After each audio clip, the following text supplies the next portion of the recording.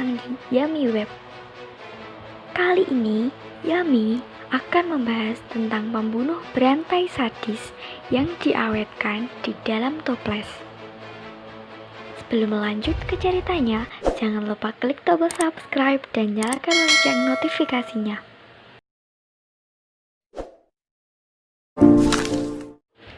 Diogo Alves adalah seorang pembunuh berantai kelahiran Spanyol paling ditakuti dan kesohor di zamannya. Dalam sekali hidupnya, ia telah membunuh 70 orang dari tahun 1836 hingga 1840.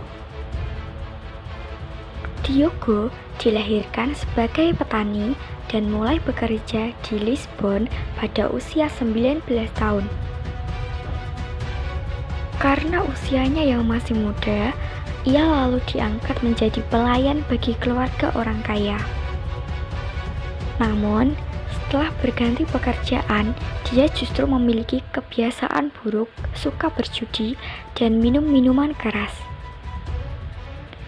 Dalam kehidupan asmara, ia punya seorang kekasih, pemilik penginapan Palhelva Maria Gertrudis. Diyakini bahwa berawal dari hubungan dengan pemilik penginapan yang menyebabkan Diogo mulai suka membunuh pada tahun 1836. Diogo biasa melakukan tindak kriminal, suka mencuri, dan memalsukan kunci-kunci apapun.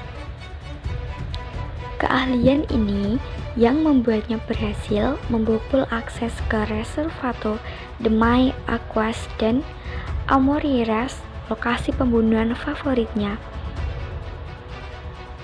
Lokasi pembunuhan favoritnya adalah sebuah galeri bawah tanah yang mengarah ke Aqueducto das Aguas Livres. Korban pertamanya adalah pejalan kaki yang miskin. Setelah merampok, Diogo menutup mata korbannya yang malang, menyeret ke puncak saluran air dan langsung melemparkannya tanpa belas kasihan.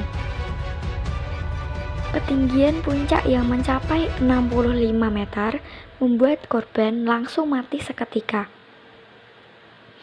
Atas aksinya tersebut, ia dijuluki sebagai The Aqueduct Murderer atau pembunuh di saluran air.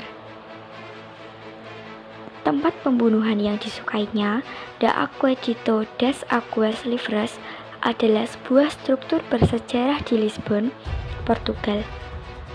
Area utamanya mencakup 18 km, tetapi secara keseluruhan hingga ke jaringan-jaringannya meluas sampai 58 km. Saluran air tersebut adalah solusi Raja John V terhadap kurangnya air minum yang pernah melanda Lisbon di masa itu. Di bawah arahan arsitek Italia Antonio, konstruksi dimulai pada 1731. Pada 1732, sekelompok arsitek dan insinyur Portugis menggantikan Canvar. Strukturnya masih belum selesai hingga 1748, tetapi sudah mulai digunakan untuk mengalihkan air ke kota Lisbon. Setelah terjadi gempa besar di Lisbon pada tahun 1755, sebagian besar kota telah rusak dan menyisakan bangunan air tersebut.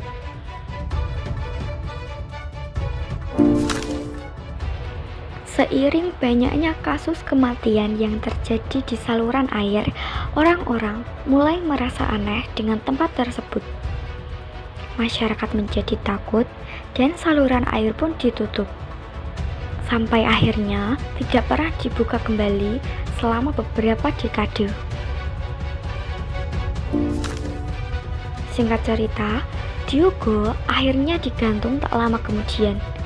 Tetapi para ilmuwan dan dokter Escola Medico Chirurgica dari Lisbon punya rencana lain. Mereka sangat penasaran bagaimana manusia bisa mencuri dan memalsukan kunci saluran air. Dan beberapa banyak orang sebenarnya yang telah dia bunuh. Peneliti ingin tahu apa yang memotivasi pria itu hingga tega membunuh begitu banyak orang. Pembunuhan seperti ini tidak pernah terjadi sebelumnya dalam sejarah Portugal. Faktanya, Diogo adalah pembunuh berantai pertama Portugal. Mereka ingin memahami mengapa dia begitu jahat. Karena itu, setelah dia digantung, para peneliti lantas mengambil kepalanya untuk dipelajari lebih lanjut. Untuk mengetahui apa yang terjadi di dalam kepala Diogo, para ilmuwan memotongnya dan mengawetkannya hingga sekarang. Sampai hari ini, kepalanya masih tetap berada dalam toples, mengambang dalam lelutan pengawet. Tepatnya, cairan pengawet yang digunakan adalah formaldehyde. Terkadang, orang-orang suka menyamakan kepala tersebut dengan kentang yang memiliki wajah dan rambut. Kepala tersebut disimpan di Fakultas Kedokteran di Universitas Lisbon.